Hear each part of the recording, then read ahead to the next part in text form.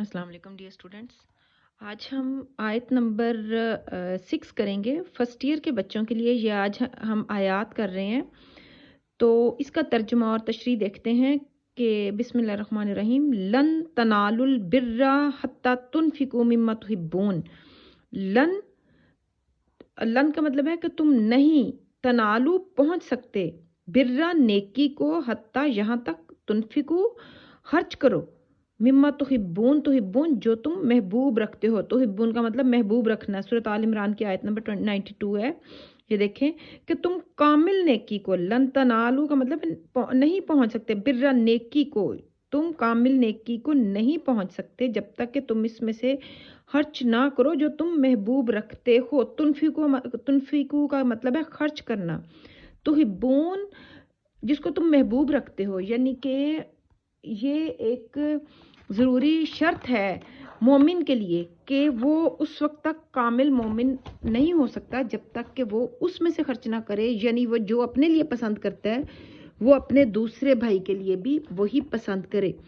अब इसकी तशरीह कुछ यूँ है कि अमूमन इंसान मालो दौलत से ज़्यादा मोहब्बत करता है। उस मोहब्बत को कमज़ोर करने के लिए कुरान ने ये रहनुमाई फरमाई है कि अल्लाह ताला की खुशनुदी की खातर मालो दौलत में से प्यारी चीज़ उसकी राह में खर्च करो। यानी कि अल्लाह की राह में जो खर्च करना है वो बेहतरीन खर्च करें, सबसे प्यारी, सबसे महबूब, जिससे आप मोहब्बत रखते हैं, ताकि एक तरफ अल्लाह ताला की मोहब्बत बढ़े। किस लिए खर्च करना है? क्योंकि अल्लाह की मोहब्बत को हासिल करने के लिए। इससे क्या होगा कि अल्लाह ताला की मोहब्बत बढ़ेगी और इसके साथ ही ये यकीन रखें, यकीन पैदा हो कि मालो दौलत अल्लाह ताला की दी हुई नेमत है, यानी ये अल्लाह का दिया हुआ माल है और उसी की राह में खर्च होना चाहिए। यानी कि अल्लाह की जो दी हुई नेमत है, माल है, वो उसी की राह में खर्च होना चाहिए या होनी चाहिए।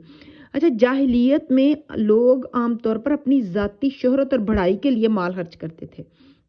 माल इसलिए खर्च करते थे ताकि उनकी अपनी बढ़ाई, अपने आप को बड़ा साबित करने के लिए कि मैं अमीर हूँ या मेरे पास मालो दौलत या शोहरत है, और उस पर फ़ख्र करते थे। कुरान मजीद ने जहाँ अल्लाह ताला की राह में माल खर्च करने की तालीम दी है, वहाँ ज़ाती अगराज के तमाम पहलू रद्द कर दिए हैं। इसका मतलब ज़ाती अगराज के तमाम पहलू मतलब ये कि ऐसा जिसमें इंसान की ज़ाती गर्ज है, उसके तमाम पहलुओं को रद्द कर दिया। यानी कि वो गर्ज क्या है कि जैसे अभी बताया कि जाहिलियत में लोग अपनी नमूदो नुमाइश के लिए, अपने आप को बड़ा साबित करने के लिए खर्च करते थे। तो अल्लाह ताला ने जहाँ पर माल को खर्च करने की तरगीब दी है, तलकीन की है, तो दूसरी तरफ ये भी बता दिया है कि खर्च करने से ये ना समझें कि उससे उनकी शान और शौकत में इजाफा हो जाएगा या वो खुद को बड़ा साबित करने की कोशिश करें। ये बात दिल दिमाग में ना लाएं। सिर्फ खास अल्लाह ताला की खुशनुदी के लिए उस माल को खर्च करें। आप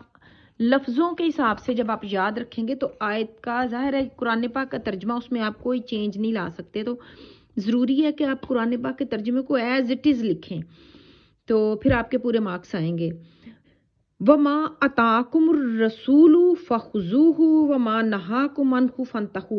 वमा और अताकुमुर रसूलु यानी कि जो रसूल तुम्हें अता करें, दे दें, फखुजूहु तो उसको ले लो। वमा और नहाकुम और जिस चीज़ से मना करें, नहाकु का मतलब है मना करें, अन्हु फंतहु उससे रुक जाएं। ठीक है, सूरतुल हशर की आयत नंबर 7। अब इसका तर्जुमा जो इधर है वो देखते हैं। और जो कुछ रसूल सल्लल्लाहु अलैहि वसल्लम तुम्हें अता फरमाए तुम उसे ले लो, और जिससे तुम्हें मना फरमाए उससे रुक जाओ। अच्छा, ये है, इसका मतलब ये है कि हजूर पाक सल्लल्लाहु अलैहि वसल्लम के अहकामात की मुकम्मल तौर पर पैरवी है। अब तशरीह पढ़ते हैं कि आयत का मफहूम यह है कि यानी हजूर पाक सल्लल्लाहु अलैहि वसल्लम जो काम करने को फरमा दें फौरन कर दो, और जिससे रोकें उससे रुक जाओ। यानी हर अमल और इरशाद में आपकी तामील होनी चाहिए। गोया इस आयत में सही इस्लामी ज़िंदगी गुजारने का तरीका बयान किया गया है। यानी कि हजूर पाक सल्लल्लाहु अलैहि वसल्लम ने जो रास्ता, जो ज़िंदगी हमारे लिए पसंद की है, उस पर अमल करना ज़रूरी है। और यानी नमाज भी कवियत उसकी पूरी ताकत है और तासीर, मतलब उसके अंदर पूरी तासीर है।